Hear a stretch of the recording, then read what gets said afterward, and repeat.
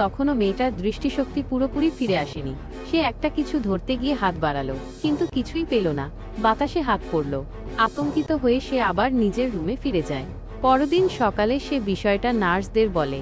Nurse অবাক হয়ে জিজ্ঞেস করে, রাতে তো আত্মীয় স্বজনদের ভিজিট করতে দেওয়া হয় না, তুমি হয়তো ভুল দেখেছ। আর ওই বুড়ি তো গতরাতেই মারা গেছেন। মেয়েটা ভাবে তার চোখ তো এখনো ঝাপসা, হয়তো সত্যিই ভুল দেখেছে। এই ঘটনার পরে পরিবার তাকে স্বাভাবিক জীবনে মানিয়ে নিতে সাহায্য করার জন্য একজন মনোরোগ পরামর্শদাতা মিস্টার হুয়া ডাকে। তবে সেদিন রাতেই শুরু হয় আরো অদ্ভুত কিছু। রাতের বেলা দরজার বাইরে কিছু শব্দ হয়। সে দরজা খুলে দেখে এক বাচ্চা ছেলে দাঁড়িয়ে আছে। সে জিজ্ঞেস করে, তুমি কি আমার ফলাফলের কাগজ দেখেছো? মেয়েটা উত্তর দেওয়ার আগেই ছেলেটা হঠাৎ করে উধাও হয়ে যায়। এরপর সে দেখতে পায় পাশের ফ্ল্যাটে দুটি সাদা লণ্ঠন ঝুলছে, নিচে একখানা চাটাই রাখা, মানে সেখানে কারো মৃত্যু হয়েছে। ছোটবেলা থেকেই অন্ধ থাকার কারণে মেয়েটা পড়তে জানে না। সে কৌতূহলবশত লণ্ঠনের কাছে গিয়ে নিচে তাকায়। হঠাৎ দেখতে পায় সেই ছোট ছেলেটা নিচে বসে অফার তত্ত্বের মোমবাতি খাচ্ছে। পাশের ফ্ল্যাটের এক কাকু দরজা খুলে তাকে প্রশ্ন করেন, তুমি এখানে দাঁড়িয়ে কি করছো? সে বলতে যায়, নিচে একটা বাচ্চা ছেলে, কিন্তু পেছনে তাকিয়ে দেখে ছেলেটা নেই। পরদিন সকালে বাইরে বেরোতেই সে আবার সেই ছেলেটার সঙ্গে দেখা করে। ছেলেটা বারবার একটাই কথা বলে, তুমি কি আমার রিপোর্ট কার্ড দেখেছো? মেয়েটার দাদি তখন পাশের ঘর থেকে শুনে ফেলে যে সে কারো সঙ্গে কথা বলছে। দাদি দরজার পিপহোল দিয়ে দেখে ও তো একা কথা বলছে, মানে সে আকাশে বাতাসে কথা বলছে। দাদি সঙ্গে সঙ্গে একজন তান্ত্রিক বা সাধু ডাকে এবং তাকে পাশের ফ্ল্যাটে নিয়ে যায়। ঘরে ঢুকেই তারা দেখতে পায় সেই ছেলেটার মৃত্যুর ছবি, পোর্ট্রেট টাঙানো। আসলে কি হয়েছিল? ছেলেটা তার ফলাফল কার্ড হারিয়ে ফেলেছিল। তার বাবা মা ভেবেছিল সে ইচ্ছে করে লুকিয়েছে।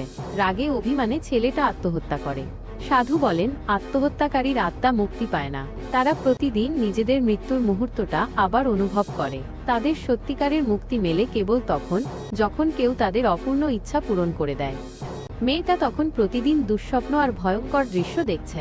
মানসিক অবস্থাও খারাপ। একদিন সে একটু সময় পেয়ে তার সেই ছোট বান্ধবী ইনিনকে দেখতে হাসপাতালে যায়। ইনিন তখন কেমোথেরাপি শেষ করেছে, ক্লান্ত, ফ্যাকাশে মুখ। হাসপাতাল থেকে বেরিয়ে মেয়েটা ক্যালিগ্রাফি শেখার ক্লাসে যায়। যখন সে ব্রাশ ধরে লেখা শেখার চেষ্টা করছে, হঠাৎ করে কানে আসে, তুমি আমার সিটে বসেছো কেন? এক ঠান্ডা, ভয়ের মতো গলা। সে চমকে উঠে, ভাবছে, আমি তো একাই আছি ক্লাসে। মঞ্চের এক কোণে তাকাতেই দেখে একজন মুখ ফ্যাকাশে, কালচে চোখের, মৃতপ্রায় মহিলা তাকে ঘুরে ঘুরে দেখছে। সে এতটাই ভয় পায় যে ছুটে বেরিয়ে যায়। ভয় কাটাতে কিছু খেতে ঢোকে এক দোকানে। তবে হঠাৎই তার চোখ যায় জানালার বাইরে, এক মা তার কোলে বাচ্চা নিয়ে হাঁটছে।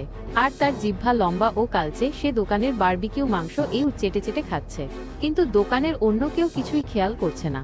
মেয়েটা বুঝে যায় এসব স্বাভাবিক কিছু নয়। একজন ছাত্র তার দিকে দৌড়ে আসে। মনে হচ্ছিল দুইজনের মুখোমুখি ধাক্কা লাগবে, কিন্তু ছাত্রটা তার শরীর আরপারে গিয়ে পড়ে। তারপর দুজন একে অপরের চোখে চোখ রাখে। তখনই পেছনে জনতার চিৎকার শুনে ছুটে যায়, দেখে সেই ছাত্রটা অ্যাক্সিডেন্টে মারা গেছে। তার আত্মা এখন তার পেছনে দাঁড়িয়ে, আর পাশে সেই কালো পোশাকের মৃত্যুদূত। এতক্ষণে সে বুঝে যায় সে ভূত দেখতে পাচ্ছে। সে ছুটে যায় তার মনোরোগ পরামর্শদাতার কাছে, সব খুলে বলে।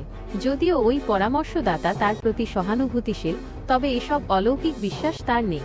সে তাকে আরেকজন প্রফেশনাল সাইকোলজিস্টের কাছে পাঠাতে চায়। এই কারণে মেয়েটা হতাশ হয়। বাসায় ফেরার সময় দেখে দাদি ও বড় বোন কিছু পোড়াচ্ছে, কাগজ বা অনুষঙ্গ। আসলে তারা সেই মৃত ছেলেটির ইচ্ছা পূরণের জন্য পূজা করছে, যাতে সে আর মেয়েটাকে বিরক্ত না করে। এখন মেয়েটা লিফট নিয়ে উপরে উঠছে। সেখানে সে দেখে এক বৃদ্ধ পিঠ ঘুরিয়ে দাঁড়িয়ে আছে, গলা একেবারে ভৌতিক রকমের ঠান্ডা। সে ক্যামেরায় চোখ রাখে। লিফটে তো কেউই নেই। ভয়ে সে পেছনে হটতে থাকে। এমন সময় একজোড়া প্রেমিক লিফটে ঢুকে পড়ে। সে অন্য লিফট ধরতে যায়, তবে দরজা বন্ধ হতেই সেই শীতল বাতাস আবার পেছন থেকে এসে পড়ে। সে পিছনে তাকানোর সাহস পায় না। ঠিক তখনই দরজা খুলে যায়। সে দৌড়ে বেরিয়ে আসে, কিন্তু ভুল ফ্লোরে চলে এসেছে। কোণ ঘুরতেই আবার সেই মৃত বাচ্চা। জিজ্ঞেস করে, তুমি কি আমার ফলাফল কার্ড দেখেছো? সে উত্তর দেয়, তোমার ফলাফল কার্ড আমার গা। কথা শেষ হতেই ছেলেটা ঝাঁপ দিয়ে আত্মহত্যা করে ফেলল।